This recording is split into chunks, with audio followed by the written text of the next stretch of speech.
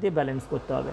সেক্ষেত্রে কালার্সের ক্ষেত্রে আমি বলতে পারি যে আপনার ফার্স্ট যেটা most important colour for bathroom বা ফর টয়লেট রুম সেটা হচ্ছে আপনার ব্লু, তারপরে হচ্ছে গ্রিন, তারপরে হচ্ছে আপনার পিঙ্ক, তারপরে হচ্ছে আপনার পিচ এবং হোয়াইট।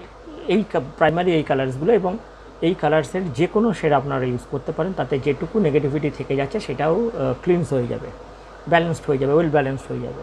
এরপরে যেটা আসবে সেটা হচ্ছে যে আপনার যে টয়লেটটাকে মাঝে সাঝেই ক্লিন রাখার প্রয়োজন আছে, নেগেটিভ এনার্জি আরও এরপরেও যদি কিছুটা বেঁচে যায় সেটাকে ওয়েল ব্যালেন্সড করে পিউরিফাই করে দেওয়ার ব্যাপার আছে। তো সেই ক্ষেত্রে আমি অলওয়েজ বলবো যে সবথেকে বেস্ট হতে পারে যে আপনি যদি সল্ট মানে কনসেন্ট্রেটেড সল্ট সলিউশন যদি করে একটা বোলে রাখেন, এবং সেই বোলটাকে যদি ফর 7 days আপনি যদি রেখে দেন, এবং এভরি আফটার 14 days আপনি যদি আবার মানে 7 days জন্য রেখে দিলেন, তারপরে ওটাকে ওয়াশ আউট করে দিলেন, ফিল্টার করে দিলেন, ওটাকে ড্রেন করে দিলেন, এবং তারপরে 14 days-এর মাথায় আবার আপনি ফর 7 days এটা বসালেন। এই যদি ক্রোনোলজিক্যাল অর্ডারে যদি আপনি করতে থাকেন, তাহলে আপনি অনেক বেশি বাথরুমকে পিউরিফাই করতে পারবেন ফ্রম নেগেটিভ এনার্জি। এরপরে যেটা আসছে সেটা হচ্ছে যে আপনি ধরুন এগুলো তো করলেন, এরপরে সবথেকে যেটা আবার মেন প্রশ্ন মানে সাব কোশ্চেন আসতে পারে যে আপনি এর ভেতরে যে ওয়াটার এলিমেন্টস মানে ধরুন শাওয়ার, বাথটাব, আপনি সিঙ্ক, এগুলো আপনি কোন দিকে রাখবেন। সেই ক্ষেত্রে আমি অলওয়েজ বলবো যে আপনি নর্থ সাইডে আপনি এটা হচ্ছে খুবই বেস্ট যদি আপনি শাওয়ার, সিঙ্ক অথবা বাথটাব যদি প্লেস করেন, এটা হাইলি ফেভারেবল এবং এটা খুবই ফেভারেবল একটা ডাইরেকশান। এরপরে হচ্ছে গিজারটা যেহেতু এটা হট এলিমেন্ট, এখানে আপনার হিট জেনারেশন হচ্ছে ইলেকট্রিসিটির থ্রুতে, তাহলে এইটা আপনার অলওয়েজ ফায়ার ডাইরেকশানে প্লেস হওয়া উচিত। এবং এই ক্ষেত্রে আমি বলবো যে সাউথ ইস্ট ডিরেকশানটা হচ্ছে সবথেকে বেস্ট, যেখানে আপনি গিজারটাকে প্লেস করতে পারেন।